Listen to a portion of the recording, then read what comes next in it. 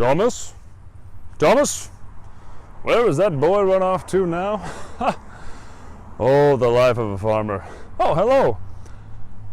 Yep, I'm a farmer here in the fields of oak trees, and I'm going to be farming for a while, and it's a good thing because there's protectors, these big giant mechs in the background. So listen, my apologies for this, but I don't have a clever, unique little fun, jokey opener like my personal favorite from the last two I did with Food Chain Magnate and Under the Mask. I don't have an opener like that for Scythe because Scythe is too big and we need to just get into the game. So let's look straight at Scythe right now.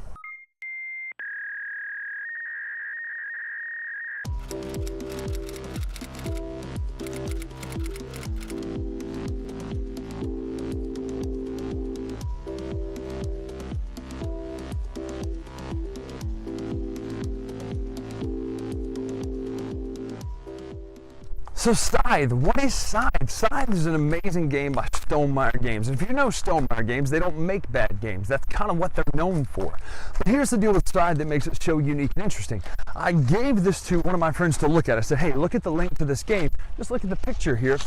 And he said, okay, what are we playing? It was instant. It was that kind of a reaction, just that visceral, that instant of when are we going to play this game? It looks incredible. How do you know, when are we doing this thing? And so we played it. It's amazing. That's all I can say. I mean, I'm not even going to act like this is a negative review or anything like that. This is an incredible game. It's as good as people thought it was going to be. It's as good as the hype machine had it coming. Here's why. Stonemaier Games is first, you know. The names on the box, they don't make bad games. They've got a huge track record. They make probably my favorite, no, without a doubt, my favorite worker placement game of all time. Viticulture. Euphoria is also great. But Scythe is something unique. You look at the box and you see these people doing this Euro-y kind of farming stuff on the front. And you think, oh, okay, another farming type game. But no, that's not it. Because in the background, hazy, misty in the background, you see these giant mechs meching around and doing whatever mechs do. They're just standing there because that's kind of the combat system. They're just standing there, not really fighting, just kind of hanging out. It's scaring the crap out of the other people. And so they're just standing there. And so, but you look and you see farming with sides, maybe I don't know what it's named for or not, but you see all that, and then you see these mechs in the background, and you go, there's something unique about this game. Well, the art is what starts it, but that's not where it stops. The art is all the way solid, all the way through this game, from the board, to the different mechanics, to the characters, to the little miniatures, to the worker meeples themselves. Now, this has all the trappings of a Kickstarter game because there's so many add-ons and so many collectible things. It's just one of those. You see it, it just drips it. Drips theme. You say, what is the theme? It's a brand new theme. It's its own world, Europa or whatever it's called. It's its own world that drips its own theme, and it's so absolutely worth doing. I have no clue where I'm walking right now. I'm just in the middle of a train track somewhere because I thought it looked slightly industrial. So if I get lost or run over by a train, you know what happened to me. At least we got it on video. But here's the thing. Let's talk a few mechanics. How do you win this game? You win this game by having the most money. The person with the most money wins the game. We say, okay, how do you get money? You get money through different ways, but the best way to get money is by the final score, which is kind of typical of most games. First person to put out 6 stars, because it's a Stonemaier game, 6 stars becomes the person who ends the game. They don't become anything. They end the game. And the final scoring is done. You get different amounts of money based on where you are in this population track for different things. For instance, if you have all your stars out there, you're in the top population thing, you'll get 5 coins, whatever they're called, per star, which gives you 30 right there, boom. If you're in the lowest, I think it's 3. Yeah, it's 3, 4, 5. So then you only get 18. So you want that popularity to be up, but it's such a struggle. Okay, do I raise my popularity or do I raise my battle? Do I get other stars out there by doing these different things? It's constantly pulling one way or the other to get your information, your stars out there. Now, there's no way I can cover everything that's in the game of Scythe. I'm talking very fast right now, possibly because I don't want to get hit by a train, but secondly, because there's just so much to cover and I don't want this video to be 40 minutes long. I want it to be pretty quick. So, Scythe, it's an experience. It's worker placement, it's resource management. It has one of the best resource management mechanics I've ever seen. And call me ignorant to other games that do this, I don't care. You leave all the resources on the board.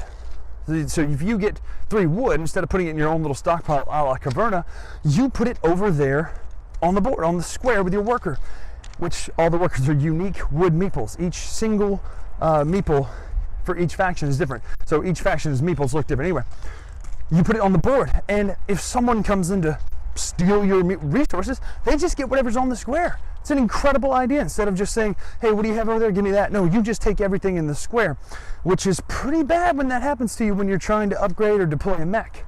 So let's look inside the box in a minute and see what this art does, see what the mechanics do, and just check out the game of Scythe. So the first thing you're going to notice about this box is the size of it. Okay, probably the art, but secondly is the size. Look at that. That's my reference hand. I have a big mitt, and it's just not even, that's a big box. So the second thing, probably the first thing, is the art. You'll notice there's a thematic reason. He even mentions in the rule book, which I just saw for the first time tonight. I literally just watched people session through this. I don't know. I taught it at my house with 5 people playing it. I just kind of sat aside and watched. But you'll notice the picture is very thematic for a reason. You have these workers in the foreground working, doing their work and all that stuff. And then way in the background, you got these 2 different style of mechs in their army. Because, well, we'll talk about that in a minute. Let's look inside this monster thing. So you got Stonemaier Games. Like I said, they don't make bad games. Just kind of putting it out there. I don't have the insert or anything like that. I didn't do the Kickstarter version. This is just the retail version of the game. So this is Scythe. The instructions, really well done. They don't play around with the instructions either. Pretty much any question you have can be answered in here. Also, hey, want to watch how it's played? Want rules in another language? Have questions? Stonemeier's great about that, like customer service. It's funny if you take a picture and tweet about you playing a Stonemaier game, 9 times out of 10, Jamie Stegmaier is going to tweet you back about something. You're not even tweeting him, you're just tweeting about the game. They're very involved with their games and making them better, which is why you get an essential version of things like Tuscany and all that, and viticulture. Quick reference guide, and then an achievement sheet so you can remember who was a jerk or not. This is a muddled mess, but it's quicker for me to get it out. Broken Token's got a new organizer. Probably going to be picking that up just because I like getting this thing to the table, but anything is good getting things to the table quick. Here's looking at you, Caverna, because you were horrible to get to the table unless you have an organizer. Anyway, so the different factions, they all have their different colors. The Nordic ones are blue, and here's what I was telling you about. I don't feel like taking them out of the bag right now, but you can see these are 2 different factions. They're both workers, but notice, not at all the same shape, because that's the kind of care that went into this game. That's the only thing of the wooden pieces that are different, is that they're not the same shape, the meeples, just because they can do that. You've got blue, black, red, yellow, and white are the factions now. Green and purple are coming, and those are going to be great as well. Several different size cards inside here. The factory cards, you can see those here on the front. Shows you get another action with these cards. And the second kind of cards in here, I just want to show you a few of those, are these encounter cards. And my gosh, if you didn't like this art from just the front of the box, you have just this tableau of cards to look through with all this different art. There's a bear being pulled, or you pulling a plow, which is pretty awesome. Or they're posing with it, I think, for a picture anyway. And here's the deal with these encounters. You pick up an encounter token and you choose one of these options. For instance, this one is share some good news from home with the travelers. You get this, trade for a cow and eat steak for dinner, pay this and get this. Convince the soldiers that the pattern of the cows contain coded maps from the enemy. It's always 2 really great things for you, and then one you feel a little bit kind of guilty doing, but it's really good for you. Those encounter tokens are fun. They're just really cool. You put your leader, your plastic leader out there, and you get an encounter. These are the wheels. You only come with 2 in this version, but you only ever need 2 unless you're a completionist and you want one for every faction. So, because this is clearly the Nordic guys, and I don't know who this is. It's the black one, so it's the wolf guys, but I don't know. There's the wheels. That's how you do your battles. These, here's the money. These wonderful little Stonemaier money holders, which is great. Resources, you get the oil, the wood, and the honey pots. It's not actually what they are, but by gosh, they look like honey pots. And then little anvils. I think that's iron, steel, whatever it is. Steel, wood, food, and oil. Again, I don't have the wonderful Kickstarter version with the realistic minis, but when they go on sale, I'll be picking those up because these are fine, but man, those little realistic ones look good. These are the battle cards. You use these to power up your attack. This is a 2 card. There's 2 through 5. Or, yeah, 2 through 5. The rest of the money there. And these monies are great. Yeah, that's not a term. And then you get the boards. These are things where you can do multiples of your resources. Encounter tokens. 1-player variant, the Otama variant. Pretty neat. Haven't done that yet. encounter tokens. I'm talking so fast, I feel like Rado right now as fast as I'm talking.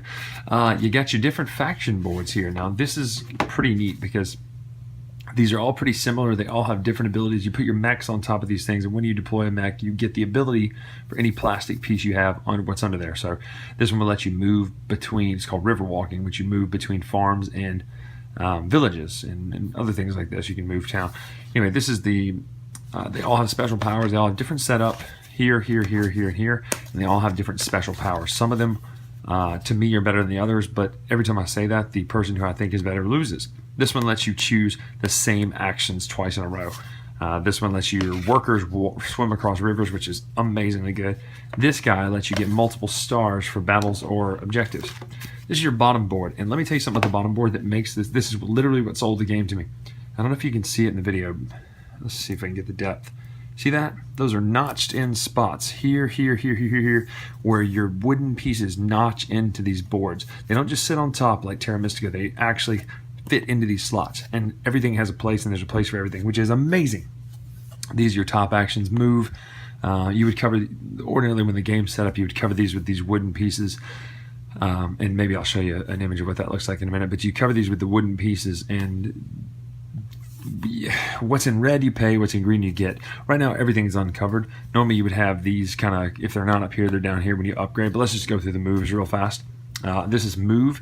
You get to move as, and I'll show you as it's stated on here. Now obviously with the pieces on here that would change because these two would be covered up, for instance, when you start the game, but and you can even tell because there's a little black square on the things that would be covered up. So for the very beginning of the game, and I'll just do it like that based on the fact there's a black square there. At the beginning of the game, you do the move action. You would move 2 of your units, and that's anything plastic or wood, 1 space. You can gain a coin. Trade, you pay a coin and get 2 resources of any kind, or you can get, at the beginning of the game, 1 on the popularity chart. The produce action, this lets you pay meeples. I'm sorry, that's not true at all. The produce action lets you you produce the squares that you have out there, the hexes you have out there. So if you have a hex that produces something, you produce on that hex, and this one would be, you know, whatever it is. So if you're sitting on oil, you'll produce oil. If you have 2 workers sitting on 1 hex, they'll produce 2 of that resource. The mill basically counts as a permanent worker. You put it out on any kind of hex you want, and it produces. Top one, the last one here. And then the weird thing about producing, the more workers you have out, the more it costs to do the produce action. You got to feed them people. Last over here is you pay to bolster. You can make your strength better on the strength track for combat, and there's no way I can go through this entire game. Strength, or you get a combat card. All of these open up when you build the buildings, and they provide you things like this one gives you popularity. The mill we talked about, this one gives you a attack power, and then this one treats your mine as a another mine on the board. Mines are all adjacent. Down here, you can upgrade, which means you make one of these. Take one of the cubes from up here and put it down here. It means this gets better and this gets better. The enlist action lets you, if you or the 2 people sitting adjacent to you do these bottom actions that you have uncovered, you get the benefit under there. Deploy, you pay that amount to get a mech out there, pay that amount of steel to get a mech, pay this amount of wood to get a building, plus 2 coins for this faction mech. This one you pay 3 honeypots food to get the enlist action. That's where you do this thing where you take these guys. Those are the actions you can take. So bonus cards, they're all different ones for each turn. Objective cards, these are things like control at least 3 tunnels at the end of your turn. That one's not too bad. And let's take a look at this plastic before we look at the board, because man, oh man, does this game shine with these miniatures. Now, they're not super detailed, so I've painted these 2 right now. For instance, you can see I had to kind of paint the highlights on themselves. They're not super detailed. But if you put enough work into it, you can kind of get a good highlight out there. This tiger looks way better in person. I'm aware that his face looks a little funky right there. The highlights on top and all that stuff, and good stuff. They paint up really good, but even before they paint up, they still look pretty awesome. And this dude is riding a water buffalo. He's a Viking on a buffalo. You really don't get a lot cooler than that, or a yak. I don't know what that is. The mechs themselves are cool because a lot of them are farm tools. This is a straight up tractor with a gun on it and legs, which is pretty awesome. This is a Viking ship with dragon tip and everything right here, with legs on it and a gun. It's pretty awesome. These also paint up pretty good. The red one here, got a nice little weathering and all that stuff. But that's the plastic. Plastic pieces are units, and the wooden pieces are all units. Plastic pieces can fight, wooden pieces cannot.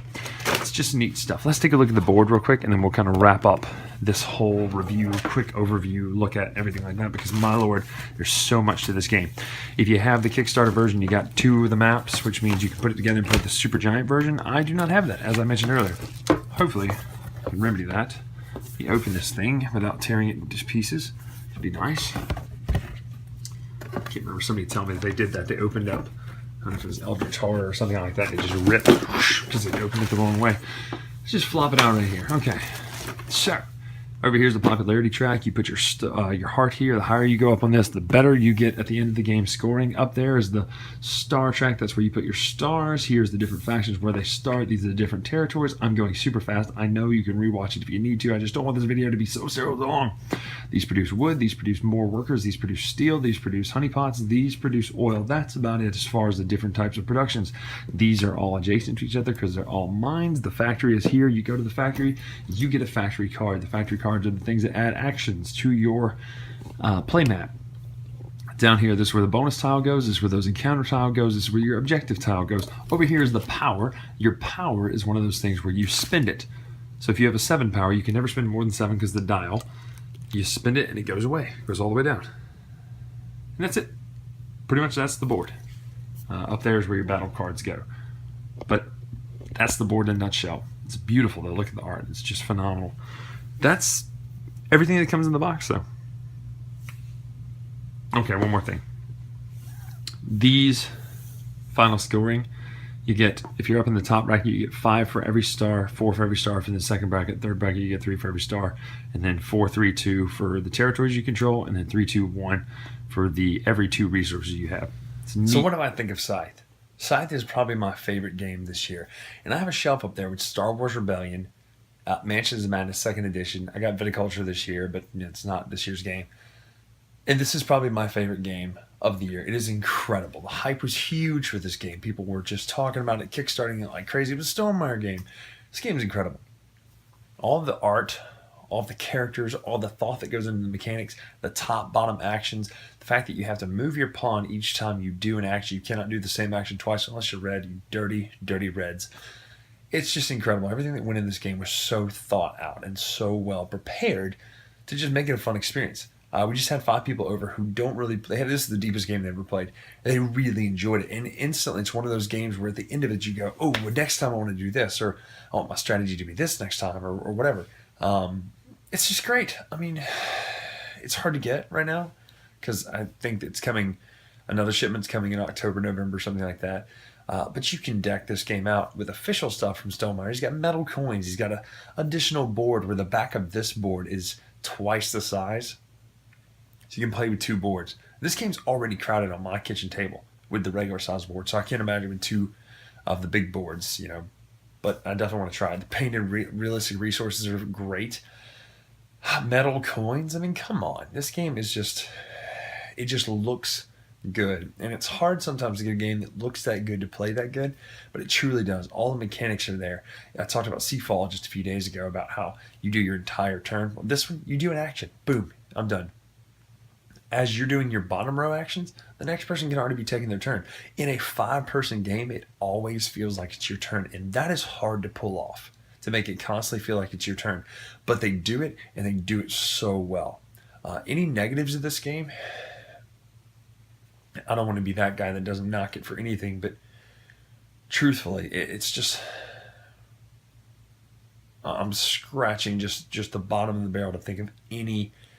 Okay, this is not a negative, but it's something that's going to deter some people when they learn this, if they're not prepared for it. The reason I brought up the art at the beginning of the game, the beginning of the video about the mechs being in the background is because you fight maybe 20%, 10% of the game. We just had this match in here. We had 2 fights between a 5-person game the entire game. It's not a game of fights. It's a game of deterrent. It's a lot like nuclear war. You build up your arsenal so that the other person does not even think about attacking you. That's what Scythe is about. You're building up your army so the other person doesn't even think of attacking you. And that's what you do. You do it, and you get it done, and you win. You put out the stars. Which makes sense. Stars equal glory in war. Anyway, this is a game you got to get. I'm just telling you hands down. Cannot recommend this enough. This is 2 thumbs up. I'm laying down, but this is technically up. Okay, just so we're clear. 2 thumbs up. You have to go get this game. You won't regret it. You say, but Brian, I only play by myself. I don't have another group of people to play with. Play solo too. I haven't played it solo. But that's an option. Scythe. Go get it. Latest retro. Definitely approves Scythe.